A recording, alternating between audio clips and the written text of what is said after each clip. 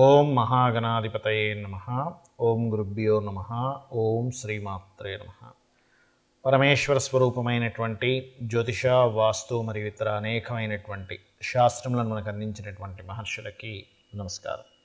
హయగ్రీవ హయగ్రీవ హయగ్రీవేతియో వదేత్ తస్య నిస్సరతే వాణి జనుకన్యా ప్రవాహవత్.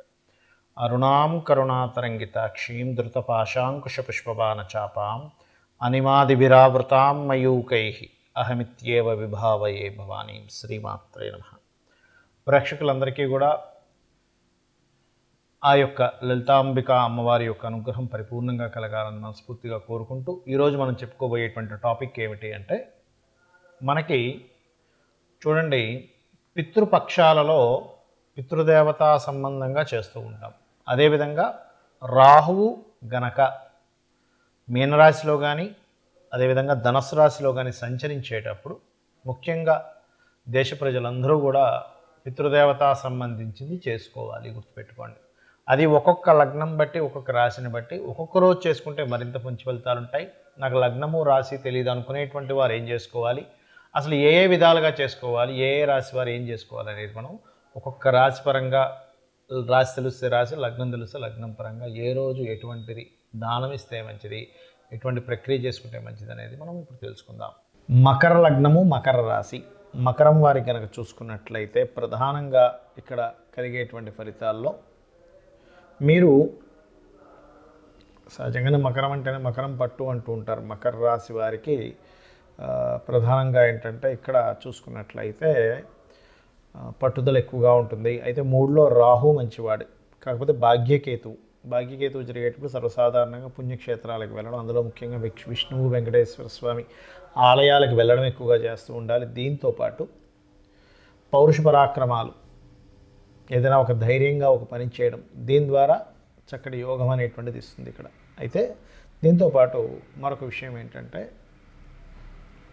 మీ రాశి వారికి లగ్నం కానీ రాశి కానివ్వండి, రాశి వారికి ప్రధానంగా ఇక్కడ మినుములు దానంగా ఇవ్వడము, దుర్గా ఆరాధన చేయడము, అమావాస్యలు అంటే అందరూ అమావాస్యలకి స్వయం పాకం ఇవ్వాలి, కాకపోతే అమావాస్య నాడు మరింత ఎక్కువగా మినుములు దానంగా ఇవ్వడం మరింత చక్కటి ఫలితాలు ఇస్తుంది. అయితే పెద్ద మొత్తంలో మనీ ట్రాన్సాక్షన్స్, బ్యాంక్ ట్రాన్సాక్షన్స్ విషయంలో ఏదైనా ఆగడము ఇటువంటివి సూచిస్తున్నాయి. బ్యాంక్ రిలేటెడ్ సంబంధించిన వర్క్స్ అవ్వకపోవడము, బ్యాంక్ రిలేటెడ్ సంబంధించిన ఇవి ఆగడం ఇటువంటివి ఎక్కువగా గోచరిస్తుంది. అలాగే దీంతోపాటు మరొక విషయం ఏంటంటే, ఇక్కడ చూసుకున్నట్లయితే ఈ కాంబినేషన్ ఏదైతే ఉందో, ఈ రాశి వారికి మూడులో ఉన్న రాహు వల్ల విదేశీ సంబంధాలు, విదేశాల్లో ఉండే వాళ్ళ పరిచయాలు ఏర్పడము, విదేశీ మూలంగా కొంతవరకు కొన్ని కలిసి రావడము ఇటువంటివి గోచరిస్తున్నాయి. ఇక మీరు చేయవలసినటువంటి దేవత ఆరాధన సహజంగా అమ్మవారి యొక్క ఆరాధన చేసుకోవడం మంచిది. కాకపోతే ఇంటర్వ్యూస్లో సెలెక్ట్ అవ్వడము ఇటువంటివి గోచరిస్తున్నాయి. ఇది ఈ రాహుకేతుల మార్పుల వల్ల. ఎందుకంటే ఇంతకాలం దశమ స్థానంలో కేతు ఉన్నాడు కాబట్టి ఇంతకాలం ఆపుతూ వచ్చాడు. బట్ ఇక్కడ నుంచి మాత్రం ఇంటర్వ్యూస్లో సెలెక్ట్ అవ్వడము ఇట్లాంటివి యోగిస్తుంది. ఇప్పటి వరకు నేను చెప్పినటువంటిది ఏదైతే ఉందో, పర్టికులర్గా మీకు లగ్నము తెలుసండి లేదా రాశి తెలుసండి అన్నప్పుడు, మరి లగ్నము రాశి తెలియని వాళ్ళు ఏమిటి? సహజంగా పితృదేవత సంబంధించినటువంటిది మనకు శాస్త్రాల్లో ఏంటంటే, మనకు దేవత ఎంత అవసరమో పితృదేవతలు కూడా అంతే అవసరం, ఇంకా ఎక్కువ అవసరం చెప్పాలంటే. కాబట్టి ఈ రాహు యొక్క సంచారం మీనరాశిలో సంవత్సరంన్నర పాటు ఉంటుంది కాబట్టి ఈ సంవత్సరంన్నర పాటు కూడా ప్రతి అమావాస్యకి స్వయం పాకం ఇవ్వండి, ఒకటి. రెండవది, మీకు స్వయం పాకం మీరు ఎక్కడో ఏదో విదేశాల్లో ఉన్నారు, ఇవ్వలేకపోతున్నారు, అప్పుడు ఏమిటి పరిస్థితి? ఇండియాలో మీ వాళ్ళు ఉంటారుగా, వాళ్ళతోని మీ పేరు మీద ఇప్పించవచ్చు ఎవరైనా, రెండవది. ఇక మూడవది ఏమిటంటే, కొంతమంది ఏమండి నేను స్వయం పాకం ఇవ్వడానికి ఇండియాలో కూడా ఎవరు లేరని ఒక్కడనే ఉన్నప్పుడు ఏమిటి? నువ్వులు తీసుకొని చక్కగా పితృదేవతల కోసమని మొదలవచ్చు, మూడవది. అయితే ఇక్కడ ఇప్పుడు మనం చెప్పుకున్నది ఏదైతే ఉందో, ఇవన్నీ యాజ్ ఇట్ ఈజ్ ఇలాగే జరుగుతాయా, దీంట్లో ఏదైనా మార్పు ఉంటుందా అంటే, ఒకటి గుర్తుపెట్టుకోండి, మీ పూర్వజన్మలో చేసుకున్న పుణ్యం మిమ్మల్ని కాపాడుతూ ఉంటుంది. ఏదైనా ప్రపంచవ్యాప్తంగా, దేశవ్యాప్తంగా ఈ గోచారాల గ్రహాల యొక్క మార్పులు వచ్చినప్పుడు, కాలంలో మార్పులు వస్తున్నప్పుడు మీ పుణ్యము, పూర్వజన్మలో చేసిన పుణ్యము లేదా ఈ జన్మలో చేస్తున్నటువంటి పితృకార్యాలు కావచ్చు, దేవతా కార్యాలు కావచ్చు, కాపాడుతూ ఉంటాయి.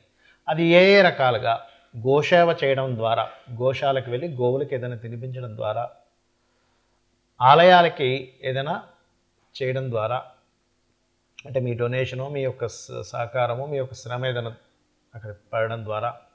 మూడవది ఏమిటి అంటే వీటన్నిటికంటే ముఖ్యంగా అనాథ శవానికి ఏదైనా మీ వంతు సహాయం చేయడం ద్వారా, తెలిసిన వాళ్ళ ఇంట్లో ఎక్కడైనా సరే గతించారు ఎవరైనా, అక్కడికి వెళ్ళి మీ వంతుగా మీరు ఏదైనా సహాయం చేయడం ద్వారా ఈ యొక్క దోషం అనేటువంటిది పూర్తిగా పోతుంది, గుర్తుపెట్టుకోండి.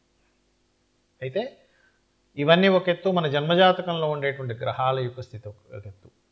మనం జన్మించినప్పుడు లగ్నం ఏమిటి, నక్షత్రం ఏమిటి, ఏ గ్రహం ఎక్కడ ఉండి ఎటువంటి ఫలితాలు ఇస్తుంది, మనకి ఎటువంటి అద్భుతమైనటువంటి యోగాలు ఉన్నాయి, ఎటువంటి వాటి వల్ల మనం జీవితంలో చక్కగా మనకు కలిసి రావడం జరుగుతుంది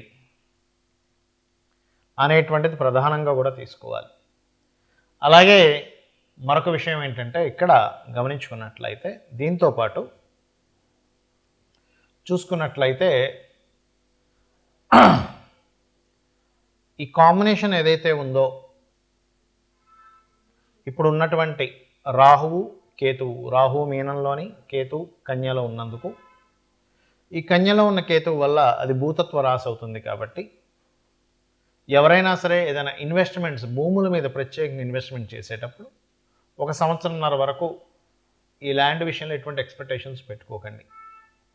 ఎక్కడైనా కొంచెం తగ్గుతుందేమో అనుకునేటువంటి ప్రదేశాల్లో కొంచెం చూసి ఇన్వెస్ట్మెంట్ చేయండి.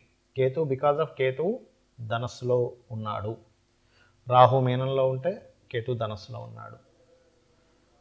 మరి ఈ కాంబినేషన్కి ఎటువంటి పరిహారాలు చేసుకోవాలి, నిత్య జీవితంలో మనం ఎటువంటి పరిహారాలు చేసుకుంటే మన జీవితం ఆనందమయంగా వెళ్తుంది? ఎందుకంటే ప్రతి ఒక్కరికి కావాల్సింది ఇది. అంటే మనకి శాస్త్రాల్లో చెప్పినటువంటిది కలౌ చండీ వినాయక అంటారు. అంటే గణపతిని, చండిని ఈ కలియుగంలో వారిని ఎంత మనం చేసుకుంటే అంత ఉపయోగం ఉంటుంది. ఉదయం నిద్రలేచిన వెంటనే గణపతిని తలుచుకోండి, కాసేపు అమ్మవారిని, కాసేపు స్కందుడిని తలుచుకొని నిద్ర లేవండి. దాంతోపాటు ఈ సంవత్సరంన్నర పాటు, అంటే యాక్చువల్గా అయితే ఎప్పుడూ కూడా మనం పితృదేవతలు కూడా చేస్తూ ఉండాలి. సంవత్సరంన్నర పాటు ఖచ్చితంగా మీరు చేయవలసింది ఏమిటి అంటే, ఒక్కసారి 5 నిమిషాలు 10 నిమిషాలు ఓం పితృదేవత ఏ నమః అనుకోండి చాలు. వారి పేరు మీద ఏదైనా దానం చేయడం, పేదవాళ్ళకి ఇచ్చినా సరే పర్వాలేదు, గుర్తుపెట్టుకోండి.